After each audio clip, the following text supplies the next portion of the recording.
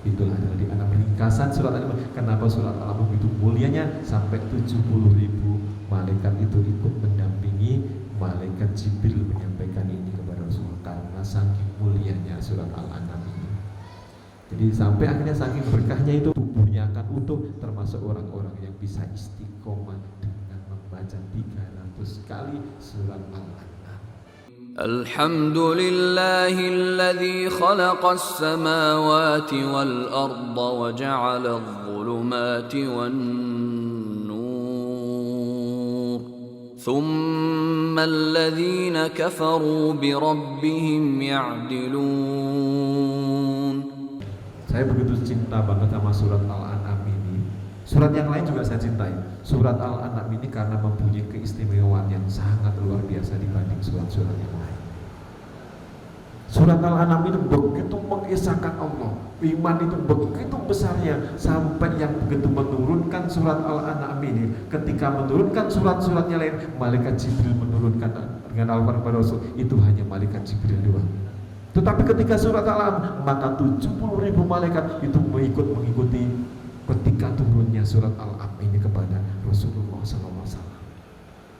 Makanya kenapa ayat Al-Quran diturunkan sampai 23 tahun, karena kadang-kadang satu ayat kayak Al-Baqarah itu diturunkan beberapa kali, kemudian surat Ali Imran beberapa kali, surat An-Nisa beberapa kali, surat Al-Maidah beberapa kali, surat yang ke-6 paling banyak malaikat-malaikat yang menemani, 70.000 malaikat menemani ketika surat ini diturunkan kepada Rasulullah. Sampai mendung langit pun itu merasa agak gelap karena malaikat itu langsung ke atas 70.000. Jadi kalau yang lainnya sampai merasa agak ketutupan kan, jadi agak ketutupan karena 70.000 malaikat ikut menyaksikan turunnya surat Al-An'am ini. Saking mulianya. Bahkan sampai saking mulianya ini dalam tafsir juga dijelaskan. Ada orang-orang yang tidak hanya orang-orang yang membaca, orang yang hafal Al-Quran, yang mereka mayatnya dan tubuhnya akan dijaga ketika di alam kubur, tetapi orang-orang yang mau membaca surat Al-An'am 300 kali secara istiqomah, maka mereka akan dijamin tubuhnya tidak akan disiksa. Saking mulianya surat Al-An'am.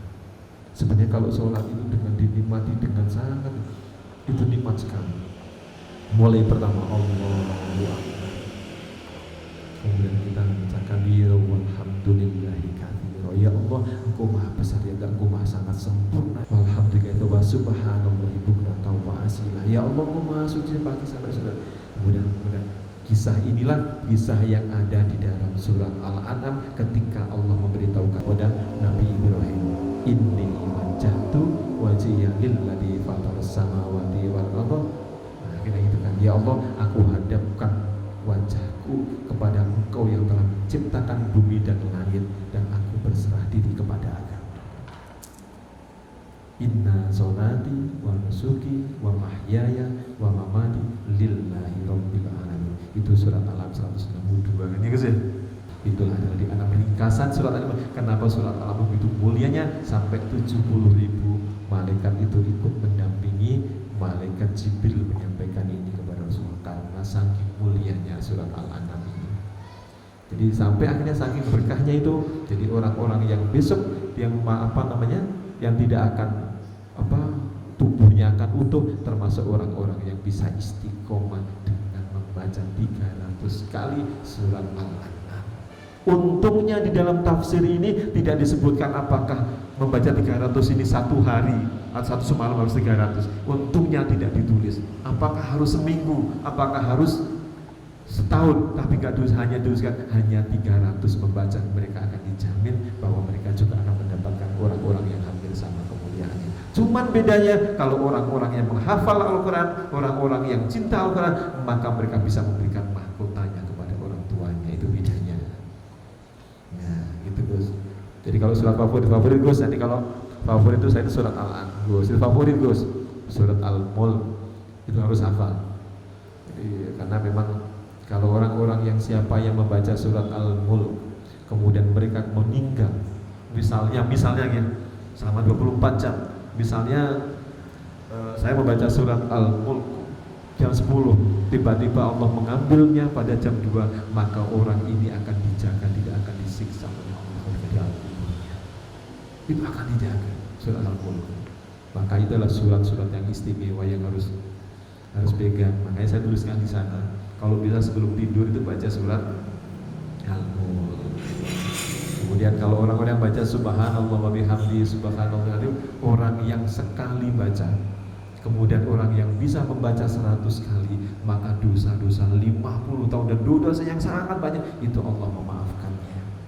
Tapi orang yang bisa mengatakan La ilaha illallah Muhammadur Rasulullah, dengan hatinya langsung mengatakan, ya Allah, tidak ada Tuhan selain Kau ya Allah, maka malaikat turun dan akan menyampaikan kepada orang ini, wahai umatnya Allah, wahai hamba ya Allah, janganlah pernah engkau khawatir dan Allah akan melindungi bagi orang-orang yang istiqomah dengan mengatakan La ilaha illallah Muhammadur Rasulullah. Sama ketika orang-orang yang baca surat Ikhlas. Kalau misalkan yang belum hafal Al-Quran, baca surat Ikhlas. Orang yang membaca 10 kali surat Ikhlas, bahkan 15 kali ketika pagi, maka mereka akan dibangunkan surganya Allah di akhirat kelak. Ini baca surat Ikhlas, mereka mendapatkan begitu banyak manfaat. Gimana orang-orang yang hafal Al-Quran? Nanti kita saling sapa ya Gus ya. Nanti kalau pas di akhirat, kan nanti pas ketemu di sana, saya itu bermimpi begitu. Bukan bermimpi, mudah-mudahan jadi kenyataan. Jadi orang-orang yang belajar di sini nanti ketika kita berpulang ke sana, maka kita bisa saling bersama kembali. Walaupun saudara, walaupun kita suami istri, kalau kita tidak seiman, kalau kita tidak sefrekuensi, maka tidak akan pernah bisa ketemu. Sama kayak di dalam kitab Durratun Nasihin. Ada seorang suami yang mereka mendapat kenikmatan surganya Allah, yang satunya mereka ada di neraka padahal tidak ada istrinya. Kenapa? Karena mereka tidak satu frekuensi keimanannya kepada Allah, tidak satu frekuensi cintanya kepada Allah. Ketika istrinya masuk neraka, seorang suaminya ada di surga, mereka tidak bisa membantunya. Yang bisa membantunya apa? Ternyata mempunyai anak yang soleh, sehingga anak ini bisa membantu orang tuanya, bisa mengentaskan dan mempersatukan suami, ibunya sama anaknya menjadi satu.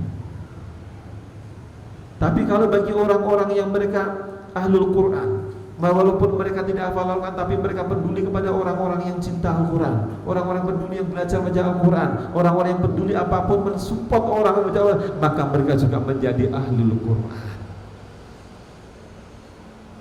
Kalau nggak hafal-hafal nggak apa-apa, supportlah orang-orang yang baca Al-Quran.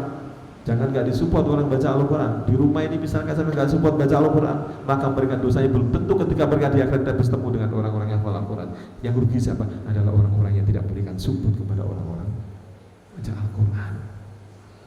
Makanya kalau bisa orang-orang baca Al-Quran itu orang-orang yang banyak kelebihannya. Tapi yang paling penting nanti adik-adik setelah keluar biasanya nanti kalau sekarang baca Al-Quran pasti banyak. Sehari bisa 500 ayat, mungkin bisa 1000 ya Gus ya, bisa 10 juta gitu, bisa 10 juta. Nanti kalau jenengan sudah kayak saya, sudah bekerja, masih nggak baca 500 ayat sehari, masih bisa enggak? Itu nanti PR-nya. Nah, inilah beratnya ketika orang-orang yang harus dituntut istiqomah untuk dengan Al-Quran. Tapi kalau orang-orang yang dengan istiqomah dengan Al-Qurannya, maka orang-orang inilah yang akan mendapatkan tempat yang sangat baik. Bahkan di dalam surat Al-An'am itu nanti ayat 31 Gus, nanti siapa amatku yang tidak ingin bertemu denganku, ada nanti bunyinya begitu. Kalau tidak ada yang tidak ingin bertemu denganku, ingatlah ya, kamu nanti akan rugi. Ujung-ujungnya orang yang mencintai Al-Quran, ujung-ujungnya orang yang mempelajari Al-Quran, ujung-ujungnya adalah orang-orang yang harus siap dan menjaga dirinya untuk bertemu dengan Allah,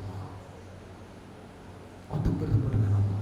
Makanya di dalam surat Yunus itu nanti orang-orang itu ketika di akhirat, maka orang yang dijanjikan Allah itu adalah ketika orang mendapatkan surga, ada kenikmatan tambahannya dalam melihat Allah. Itu kenikmatan yang sangat luar biasa dibanding surga, itu masih jauh lebih nikmat orang-orang yang bertemu dengan Allah. Sampai suatu ketika orang-orang bertemu dengan Allah nanti, itu dikasih tempat, dikasih kursi-kursi, maka Allah datang kepada orang-orang yang sangat rindu kepada Allah, dan Allah mengatakan, wahai hamba-hambaku, inilah dulu tempat yang aku janjikan kepadamu, bahwa aku akan menemuimu karena aku juga rindu bertemu dengan aku. Makanya kalau bisa surat Al-An'am ini yakini Al-Quran ini kalau bisa hanya dibaca hafal saja, tapi maknanya juga dengan sangat baik. Kenapa? Begitu mengajar keimanan kepada kita semuanya surat Al-An'am ini. Bahkan bagaimana ketika Rasulullah diminta oleh orang kafir, diminta orang musyrik, suruh mengatakan, "Hai Rasulullah, kalau bisa aku minta engkau juga mengakui Tuhan selain Allah." Surat Al-An'am itu sampai di situ. Makanya sampai mengajarkan keimanannya sangat luar biasa. Kemudian Allah langsung memberikan kepada Rasulullah, "Wahai Rasulullah, wahai Muhammad, sampaikanlah bahwa aku tidak akan pernah mengatakan ada Tuhan yang lainnya selainku, selain Allah." Jadi surat Al-An'am ini adalah surat yang sangat mengajarkan keimanan kepada kita. Makanya kalau bisa hafal surat Al-An'am, tidak hanya hafal, tapi makna isi yang paling dalamnya surat Al-An'am ini. Sampai Nabi Ibrahim itu diajarkan oleh Allah dengan mengatakan, "Wahai Ibrahim, aku akan ajarkan engkau yang ada di langit dan di bumi." Kenapa? Akhirnya apa? Nabi Ibrahim begitu terlihat bulan, pertama lihat bintang, nah ini kayaknya menjadi Tuhanku. Itu Allah yang ajarkan. Di dalam sebelum ayat 79. Kalau ayat 79 kan langsung mengatakan ini wajhatu wajhiya lilladzi fataras samawati wal ardi wa ana minal musyrikin. Tapi sebelum ayat itu, maka dia Allah mengajarnya kepada Nabi Ibrahim, "Kamu akan tak beritahu biar kau lebih yakin kepada aku." Sama ketika Rasulullah diminta untuk orang-orang musyrik itu dia mengimani. Akhirnya apa? 162 adalah berikan, "Ya Allah, sholatku, ibadahku semuanya hanya untukmu ya Allah." Kalau bisa surat Al-An'am dibaca dengan baik, dengan pelan. Makanya orang-orang membaca Al-Quran dengan dimaknai dan maka mereka mendapatkan pahala yang jauh lebih besar daripada orang yang sekedar membaca. Jadi jangan sampai hilangkan tujuan kita menghafal Al-Quran adalah karena cinta kita kepada Allah. Sama kayak Abdullah ibn Mas'ud. Kenapa Abdullah ibn Mas'ud itu begitu dibacakan surat Al-An'am oleh Rasulullah, sekali dibaca oleh Rasulullah, sampai begitu selesai, maka Abdullah ibn Mas'ud mengatakan, "Ya Rasulullah, aku sudah hafal surat yang kau baca barusan." Begitu dibaca sekali, maka Abdullah ibn Mas'ud sudah hafal. Maka ditanya oleh para sahabat, "Ya wahai Abdullah ibn Mas'ud, kenapa aku begitu cepat menghafal?" Ternyata jawabannya apa? Aku lebih dulu belajar iman sebelum aku mempelajari Al-Quran. Aku lebih dulu mencintai Allah. Aku lebih dulu mencintai Al-Quran sebelum aku mempelajari Al-Quran. Jadi orang-orang yang mencintai Allah, orang-orang yang mencintai Rasulullah, dan orang-orang yang mencintai Al-Quran, maka mereka akan mendapatkan keberkahan dari Al-Quran.